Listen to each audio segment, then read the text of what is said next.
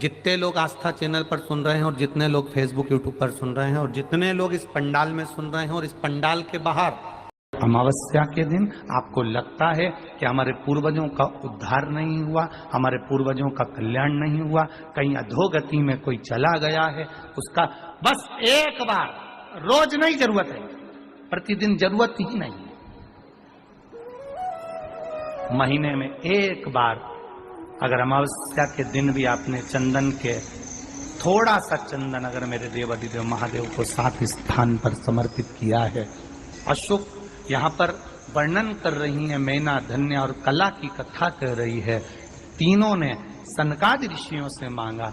चंदन भगवान को अति प्रिय होता है और चंदन ही एक ऐसा होता है जो पितरों को भी प्रिय होता है, जिसका स्पर्श मात्र लगने से पूर्वजों का कल्याण हो जाता है। वो चंदन का 7 स्थान शिवलिंग के बताए हैं, जहां पर भूल से भी अगर कोई चंदन की उंगलियां लगा देता है, 7 स्थान ऐसे हैं जहां चंदन की मात्र उंगलियां लगा देने से ही शिव पितृलोक के पितरों को मुक्ति प्रदान करके वैकुंठ लोक का निवास दे देते हैं। 7 स्थान।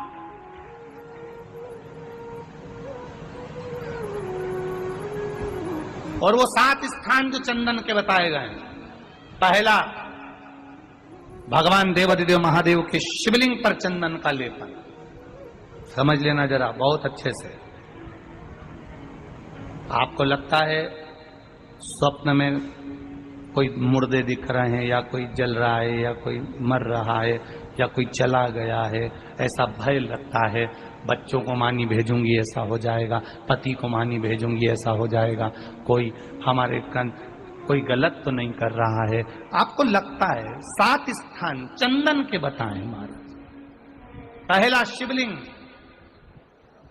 दूसरा जहां गणेश जी का स्थान है, मालूम है ना सबको, जम के बोलो जरा, मालूम है ना सबको, जहां गणेश जी का स्थान है वहां अलग से गणेश जी बैठे, वहां नहीं। शिवलिंग में जलाधारी के ठीक सामने राइट में गणेश, लेफ्ट में कार्तिकेय, बीच में अशोक सुंदरी। तो पहला चंदन बाबा के शिवलिंग पर, दूसरा गणेश जी पर चंदन की उंगली, तीसरा षडानंद कार्तिक पर चंदन की उंगली, चौथा अशोक सुंदरी पर चंदन की उंगली, पांचवा जलाधारी पर चंदन की उंगली, छठा जो शिवलिंग का जल बह रहा है इसके ठीक विपरीत की ओर चंदन की उंगली, और 7वां चंदन नंदी के मस्तक के ऊपर जो 2 सींग लगे रहते हैं उस पर चंदन की उंगली। ये कब लगाई जाती है? या तो अमावस्या के दिन आपको लगता है कि हमारे पूर्वजों का उद्धार नहीं हुआ, हमारे पूर्वजों का कल्याण नहीं हुआ, कहीं अधोगति में कोई चला गया है, उसका बस एक बार, रोज नहीं जरूरत है, प्रतिदिन जरूरत ही नहीं, महीने में एक बार अगर अमावस्या के दिन भी आपने चंदन के थोड़ा सा चंदन अगर मेरे देवाधिदेव महादेव को 7 स्थान पर समर्पित किया है।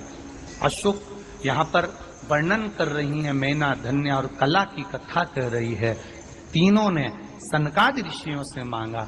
चंदन भगवान को अति प्रिय होता है और चंदन ही एक ऐसा होता है जो पितरों को भी प्रिय होता है, जिसका स्पर्श मात्र लगने से पूर्वजों का कल्याण हो जाता है।